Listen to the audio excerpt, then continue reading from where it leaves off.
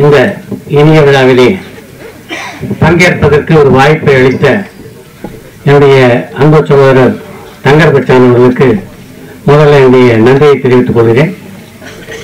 இந்த திரைப்படத்தை பற்றிய செய்திகளை உலகம் முழுவதும் எடுத்துச் செல்ல இருக்கின்ற ஊடக நண்பர்களுக்கு என்னுடைய இனிய மாலை வணக்கம். மேடையில நிறைய பேர் இருக்காங்க. இதுல பல பேர் மிகச்சிறப்பாக பேசக்கூடியவர்கள். நீங்க எல்லாருடைய பேரையும் நான் சொன்னா அதுக்கே டைம் கம்மியாயிடும். அதனால மேடையில் இருக்கின்ற அனைவருக்கும் என்னுடைய இதயபூர்வமான வணக்கங்களை தெரிவித்துக் கொள்கிறேன். வணக்கம். பொதுவா இந்த டீசர் எல்லாம் பார்த்துருக்கீங்க, பாடலை பார்த்தீங்க. பார்க்கும்போது ஒரு பானை சோறுக்கு ஒரு சோறு பதம் எந்த அளவுக்கு சிறப்பாக இருக்கிறதுன்றதை நீங்க தெரிஞ்சிருப்பீங்க. ஆனா ஒரு பானையும் ருசிக்கக்கூடிய வாய்ப்பு சீமானுக்கும் எனக்கும் அன்பு நண்பர் ஸ்நேகனுக்கும் கிடைச்சது. நேற்று ஒரு புதுமுக இயக்குனர் தன்னுடைய படைப்பில் இந்த அளவுக்கு ஒரு நேர்மையான படைப்பாக தன்னுடைய படைப்பு இருக்கும் அப்படின்னு நினைக்கிறதே மிகப்பெரிய விஷயம். அந்த விஷயத்துல சிவபிரகாஷ் இயக்குனர் அவர்களை நிச்சயமாக பாராட்டியாக வேண்டும். அவர் இப்படி எல்லாம் சிந்திச்சது ஆச்சரியப்படுறதுக்கு ஒண்ணும் இல்லை. ஏன்னா அவர் பாலுமகேந்திராவுடைய பட்டறையிலே தயாரானவர். அதை படம் பூரா பார்க்க முடியுது. இது ஒரு மிக சீரியஸான படம். அதனால சிவபிரகாஷும் சீரியஸாக இருப்பார் அப்படின்னு நினைச்சேன். ஆனா அவர் சின்ன குறும்புக்காரர் அப்படின்றது இந்த படத்துடைய டைட்டில பார்க்கும்போது தெரியுது. தங்கர் பச்சானுடைய மகனான விஜித் பச்சானை கதாநாயகனா அறிமுகம் செய்தவர் அவங்க அப்பாவுடைய குணத்தை படத்தினுடைய டைட்டிலா வச்சிருக்காரு. பேரனும் பெருங்கோபம் கொண்டவர் தான் தங்கர் பச்சான். அவரோட நல்ல நெருங்கி பழகியவர்களுக்கு தெரியும். அவரை பொறுத்த வரைக்கும் அன்பு காட்டுறதுல அவருக்கு நிகர் அவர் தான். கோபம்னால இதே இந்த அரங்கிலேயே கூட பல முறை அவர் வெடித்து சிதறியதெல்லாம் நீங்க பார்த்துருப்பீங்க. அந்த மாதிரி கோபத்தை காட்டக்கூடிய ஒரு மனிதர் அவரு. இந்த படம் ரொம்ப வித்தியாசமான படைப்பாக வந்திருக்கிறது. சில சமயம் நாம ஒரு கணக்கு போடுவோம், காலம் அந்த கணக்கை மாற்றும். ஆக்சுவலா விஜித் பச்சானை தங்கர் பச்சான் தான் அறிமுகப்படுத்துவதாக இருந்தார் அவர் ஒரு படத்துல.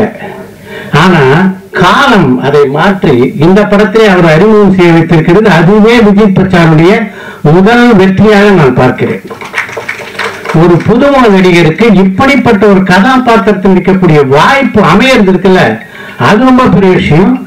அந்த வாய்ப்பை மிகச்சரியாக பயன்படுத்திக் கொண்டிருக்கிறார் தங்கர் பச்சானுடைய அருந்தவ புதல்வர்.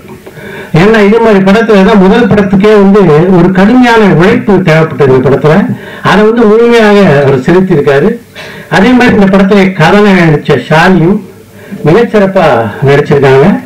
ஏன்னா இந்த புதுமுக நடிகர்களை பொறுத்த வரைக்கும் முக்கியமான விஷயம் என்னன்னா, இந்த கதாபாத்திரம் இருக்கு அது உங்களை ஈர்க்க வேண்டும். அப்பதான் இந்த புதுமுகங்கள் உங்களுடைய மனதிலே பதிவாரு. இப்ப பாண்டியன் மன்வாசன் படத்துல பாரதி ராஜா ஒப்பந்தம் செய்த போது நான் எந்த அளவு மறந்து போனேன். இதை பத்தி இங்க இருக்கிற பத்திரிகை நம்மளுக்குலாம் நல்லா தெரியும். ஏன்னா அதை பத்தி நான் பல முறை பேசியிருக்கேன். அதனால திரும்ப அதை பேச விரும்பல. ஏன்னா ஒரு வளையல் கடையில இருந்த பையன் பாண்டியன் தடால் ஒரு முறை பார்க்கிறார். பார்த்த உடனே இந்த பையனை கதாநாயகன் போடுறான்றார். அதுதான் இங்க முதல் படம். யோசிச்சு பாருங்க. தொடர்ந்து படங்கள்லாம் எடுக்கணுன்ற கனவெல்லாம் போயிடுமோ அப்படின்னு நினைச்சேன் நான். ஆனால் அப்படிப்பட்ட பாண்டியன் அதற்கு பின்னாலே 85 படங்களிலே கதாநாயகன் நடித்தார். அதுக்கு முக்கியமான காரணம் அந்த படத்திலே பாண்டியன் ஏற்று வீரன் என்ற கதாபாத்திரம். அந்த வீரன் அப்படியே ஜனங்கள் போய் பழிச்சு ஒட்டிட்டாரு.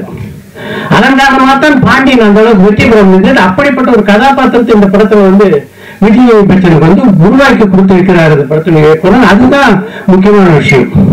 இது எல்லாத்துக்கும் மேல இந்த படத்துக்கு யார் இருந்தா சரியா இருக்கும்னு மிகச்சரியாக நல்ல நல்ல நடிகர்களை தேர்ந்தெடுத்து போட்டிருக்காரு. ஒரு பக்கம் மயங்கோப்பி, இன்னொரு பக்கம் அருள்தாஸ் என்று என்னுடைய நண்பர் பல பேர் இந்த படத்துல ரொம்ப சிறப்பாக செஞ்சிருக்காங்க. எல்லாவற்றுக்கும் மேலாக தன்னுடைய குருநாதரை போலவே இளையராஜாவை இந்த படத்தை கொண்டு வந்தார் பாருங்க. அது இன்னொரு புத்திசாலித்தனமான செய்தி. அவர் இளையராஜா ஒரு படத்துக்கு எப்படி ஊருட்டுவார் அப்படின்றத காலம் காலமா நாங்கள் எல்லாரும் பார்த்துட்டு இருக்கோம். அந்த பணியை இந்த படத்தில் செய்திருக்கிறார். நிறைவான படமாக வந்திருக்கு. உங்கள் அனைவருக்கும் என்னுடைய இதயபூர்வமான வாழ்த்துக்களை பதிவு செய்து விடைபெறுகிறேன். நன்றி, வணக்கம்.